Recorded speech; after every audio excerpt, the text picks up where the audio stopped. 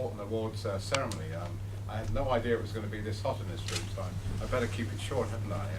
But it's a pleasure to welcome you and to say that tonight we're going to recognise the success of some of our graduates and current students who've demonstrated what you can achieve through hard work and dedication. We're also here this evening to say a big thank you to our friend and benefactor Jan Talensky, who's sitting with me in the front row. Jan, of course, is an outstanding example in himself of where you can do and what you can achieve with hard work and dedication.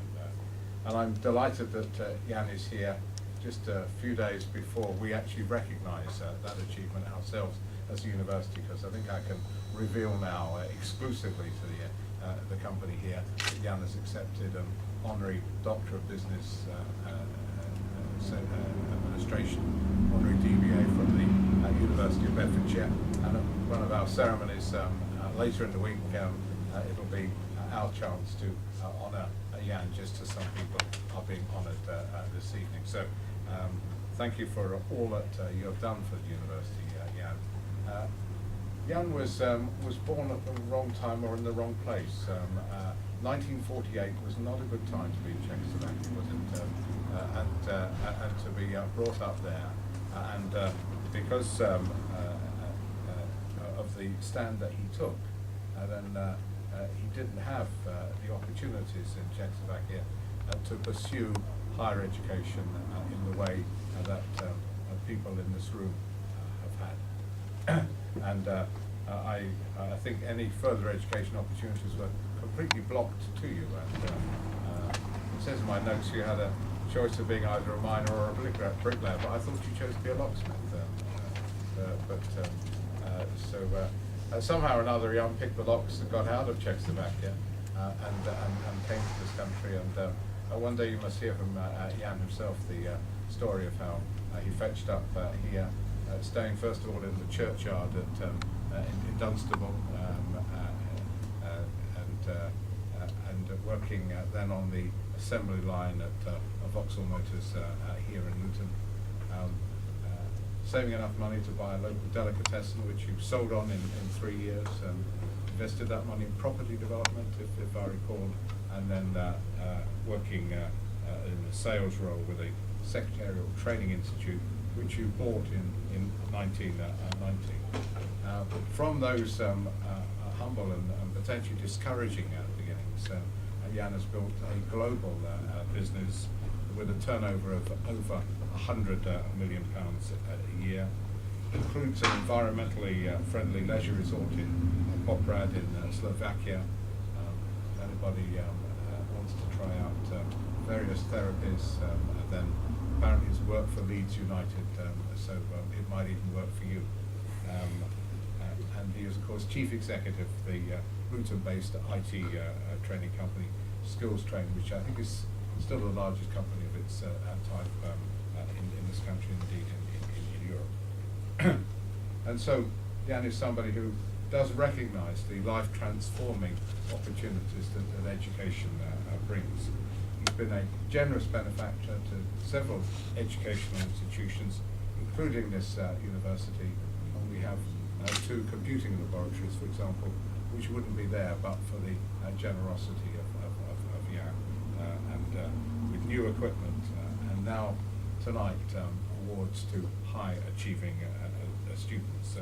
And in a moment I'm going to ask Jan to present awards from Train2game to outstanding students.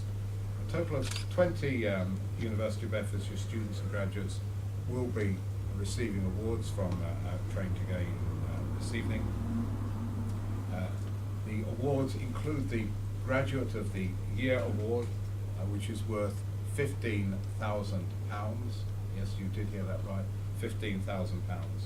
And the Student Advancement Award, the Graduate of the Year Award goes by the acronym GOYA, so if you think you're going to see paintings tonight, you're not, you're going to see outstanding graduates.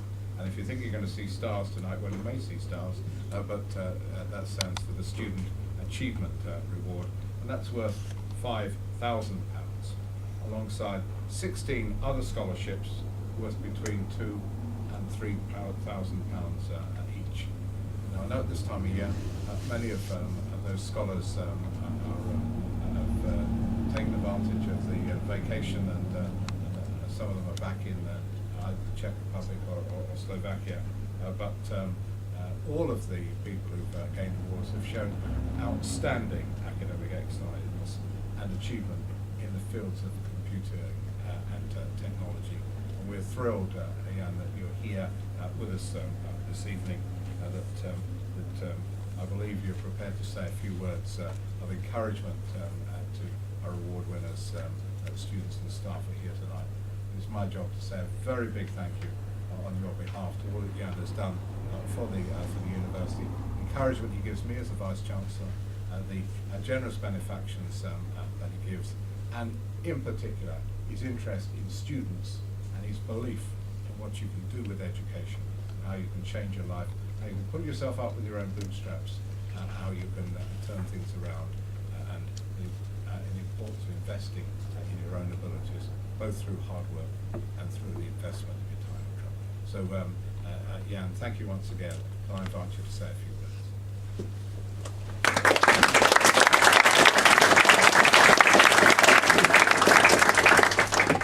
Vice Chancellor, distinguished members of the university, deans, parents, friends, and students.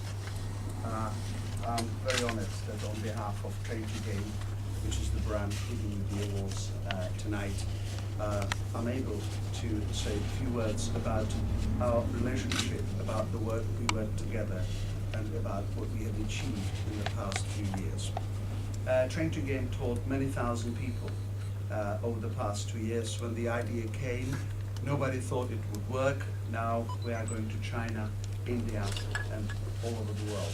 It was an idea. It was very much supported by this university, who have together achieved benchmarking for the students who can come and who can study 2 years at home, anywhere in the world, and then finish the final year and get a bachelor degree at this university. And of course, what is this award about? It is rewarding the initiator of the student award, which is the university, which is the Vice Chancellor, because they are the alpha of the whole process. But before the university comes, of course, come the parents, because the parents are the ones who support, who bring the idea into you, the graduates, the students, to be able to be here with us tonight. And the aim of the university is to prepare the students to educate themselves throughout the entire life. And it is because of the excellence of the University of Bedfordshire efforts that have demonstrated that university is not a preparation for life, but it is to educate you for life.